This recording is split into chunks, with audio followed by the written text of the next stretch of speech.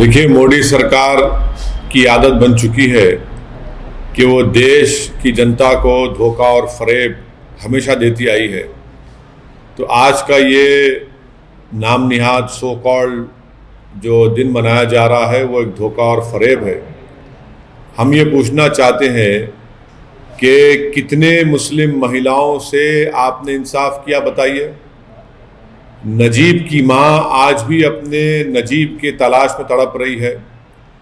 जुनैद, जिसको हरियाणा में चलती ट्रेन में लोगों के सामने उसका कत्ल कर दिया गया, आज भी उसकी माँ उसके इंसाफ के लिए तड़प रही है।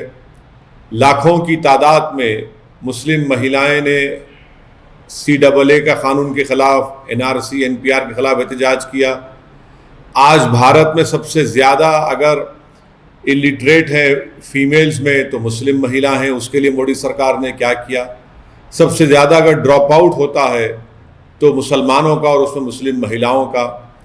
तो क्या आपने ये क़ानून बनाकर एक धोखा दिया है? ये क़ानून अनकॉन्स्टिट्यूशनल है, इसीलिए सुप्रीम कोर्ट में इसको चैलेंज कर दिया गया है।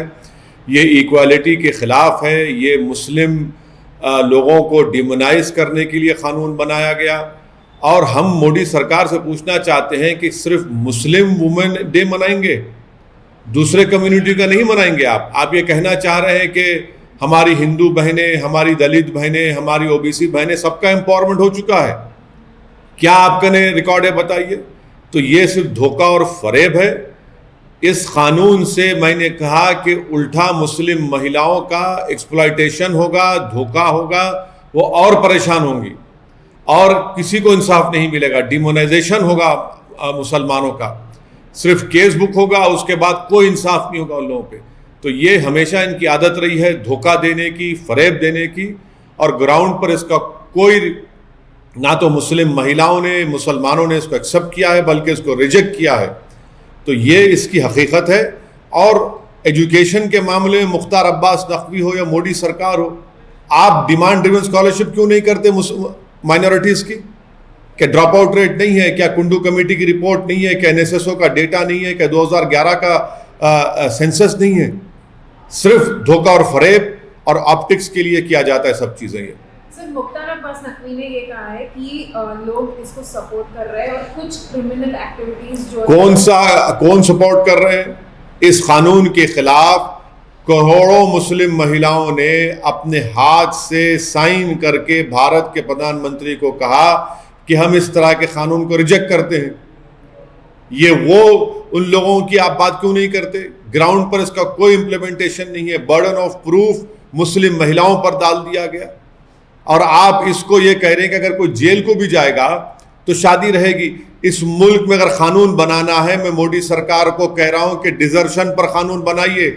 वो मर्द जो अपनी बीवी को शादी भी करते हैं और अपने साथ नहीं रखते, उनको छोड़ देते हैं, डिजर्शन पर कानून बनाइए ना। आप डिजर्शन पर कानून नहीं बनाते। और अगर इस कानून के तहत किसी मुसलमान को सजा होगी तो 3 साल और नॉन मुस्लिम को होगी तो 1 साल। क्या कर रहे हैं आप? डेमोनाइज कर रहे हैं पूरी कम्युनिटी को, और मुस्लिम महिलाओं से ये नाइंसाफी और एक्सप्लॉयटेशन और ज्यादा होगा इस कानून के तहत। सर, मुख्तार अब्बास नकवी ने ये कहा है कि कोविड की वजह से इस बार इतनी बड़ी सेलिब्रेशन नहीं हो रही है, पर तीसरी साल मतलब अगले साल किस बात का सेलिब्रेशन कर रहे हैं? बताइए। आपके पास रिकॉर्ड है तो बताइए किस बात का सेलिब्रेशन कर रहे हैं? आप तो एक अनकॉन्स्टिट्यूशनल कानून बनाकर जो राइट टू इक्वालिटी के खिलाफ है और उल्टा बर्डन ऑफ प्रूफ मुस्लिम महिलाओं पर डाल देता है। इस देश को जरूरत है तो डिजर्शन के खिलाफ कानून बनाने के लिए, जो इर्रेस्पेक्टिव ऑफ रिलीजन का सब पे अप्लाई होगा, वो कानून नहीं बना रहे। ये सिर्फ धोखा और फरेब है। इसका इंसाफ से दूर दूर तक कोई ताल्लुक नहीं है। बीजेपी के लीडर्स ये कह रहे हैं कि PM मोदी के जो हर एक डिसीजन है वो सारे इंप्लीमेंट हुए हैं, चाहे वो राम मंदिर हो या आर्टिकल 370 का रिप्लेसमेंट हो या फिर रिडक्शन 80% रिडक्शन इन ट्रिपल तलाक केसेस। कौन सा 80% है? कौन सा डेटा है? बताइए। चलिए देश सामने रखिए। कहां से लाए डेटा? ये डेटा तो आपने अपने घर में बैठकर, बीजेपी के दफ्तर में बैठकर बना लिया है। ग्राउंड पर एक्चुअल रियलिटी है कि मुस्लिम महिलाओं का एक्सप्लॉयटेशन हो रहा है इस कानून के तहत। बर्डन ऑफ प्रूफ मुस्लिम महिलाओं पर है और शादी भी खत्म नहीं होती उसकी। तो ये एम्पावरमेंट अगर मुसलमान और मुसलमान महिलाओं का चाहते हैं तो आप नजीब की माँ से इंसाफ करिए, आप जुनैद की माँ से इंसाफ करिए, आप पीलू खां के घर वालों से इंसाफ करिए, आप अखलाक के घर वालों से इंसाफ करिए, आप रकबर खां के घर वालों से इंसाफ करिए, अलीमुद्दीन अंसारी के घर वालों से इंसाफ करिए, जो जिनको गौरक्षकों ने मारा, उन खातिलीन, उन कन्विक्टेड लोगों को बीजेपी के लोग जाकर फूल का माला पिनाते, और आप आकर हमको कह रहे हैं कि आप मुस्लिम महिलाओं से इंसाफ कर रहे हैं। डिमांड ड्रिवन स्कॉलरशिप आप नहीं करते, इलिटरेसी रेट हाई है, कुछ नहीं करते, और आप सिर्फ एक धोखा और फरेब की इनकी हमेशा सियासत रही है, उसी पर बीजेपी चल रही है। सर, हिंदुस्तान के टैक्स पेयर का करोड़ों रुपया बर्बाद कर रहे हैं आप, अपोजिशन के लोग नहीं गए। तो आप भूल गए सुषमा स्वराज ने क्या कहा था कि पार्लियामेंट को चलाने की जिम्मेदारी सरकार की है। डिबेट करवाइए ना, क्यों सरकार डर रही है? 300 MP रखकर भी सरकार पेगासस के ऊपर डिबेट नहीं करना चाहिए, क्यों डर रही है? क्या छुपाना चाह रहे हैं आप? हम यही सवाल कर रहे हैं। आप चलाइए पार्लियामेंट को, हम चलाने तैयार हैं। आप चलाना नहीं चाहते, आप दिन में अपने बिल को पास करना चाहते, ये डेमोक्रेसी है क्या?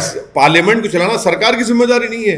अपोजिशन अपनी बात को रखेगा, आप सुनिए, आपको एक्सेप्ट करना है मत करिए, मगर हमको बात रखने का तो मौका नहीं दिया जा रहा है।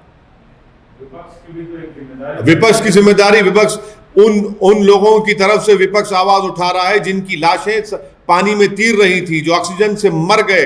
विपक्ष ये चाह रहा है कि भारत में सेकेंड वेव में जो 40 लाख से ज्यादा लोग मर चुके हैं, उनके लिए इंसाफ का बात कर रहे हैं, तो सरकार सुनने तैयार नहीं है।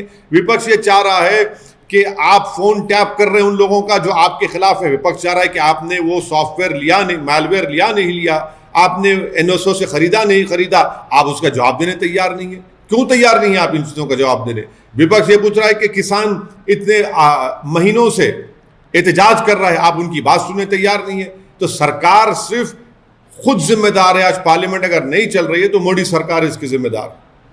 सर, उत्तर प्रदेश में आपने पहले ही ऐलान किया कि हम चुनाव लड़ेंगे। अभी प्रधानमंत्री से लेकर तमाम बड़े नेताओं, अमित शाह से लेकर तमाम बड़े नेताओं का वहाँ शेड्यूल तय हुआ है चुनावी प्रचार के लिए। आपको क्या लगता है कि आप इस तरह से स्टार कैंपेनर पार्टी के उनके जाएंगे क्या? हाँ, बीजेपी की हालत खराब है वहां पर। बीजेपी सेकेंड कोविड वेव को मैनेज नहीं कर पाई, 4 लाख से ज्यादा लोगों की मौत हुई है, ऑक्सीजन नहीं प्रोवाइड कर सके, उनकी गलती की वजह से मेडिकेशन नहीं मिला, नौकरियां जा चुकी हैं, और हेल्थ सेक्टर में तो कुछ हुआ ही नहीं यूपी में। मैंने कल ही आपको बताया कि कितने पोस्ट खाली हैं, और इसीलिए बीजेपी की हालत ख़राब है। और मुझे यकीन है कि उत्तर प्रदेश के नौजवान, उत्तर प्रदेश की जिम्मेदार तमाम जनता अब की बार इस चुनाव में बीजेपी को इंशाअल्लाह ताला शिकस्त देगी। लेकिन सर, जो आपके अपोनेंट हैं, कई अहम सियासतदान हैं उत्तर प्रदेश में, वो आपके बारे में कह रहे हैं कि आपका जो गठबंधन है और आप हैं तो टाइम फिक्स हो जाएंगे उत्तर प्रदेश। अरे भाई, तो अब इतना परेशान वो क्यों हो रहे हैं? इतने जो भाग के आ रहे हैं, क्यों आ रहे हैं? सब एक एक मंत्री आ रहा है, सब आ रहे हैं। भाई, हमारी फिक्र छोड़िए, लैला की फिक्र करना छोड़िए, अपनी फिक्र करिए। और हम इस बार इंशाअल्लाह ताला ओम प्रकाश राजभर साहब के गठबंधन में हम साथ हैं। हमारे पार्टी प्रेसिडेंट शौकत साहब, हमारे स्पोक्स पर्सन आसिम वक़ार संगठन को बहुत मजबूत किया है और कर रहे हैं, और हमको यकीन है कि इंशाअल्लाह ताला इस बार उत्तर प्रदेश की जनता अब हमको अपने दुआओं से, अपने आशीर्वाद से, अपने वोट देकर हमारे कैंडिडेट्स को कामयाब करेगी।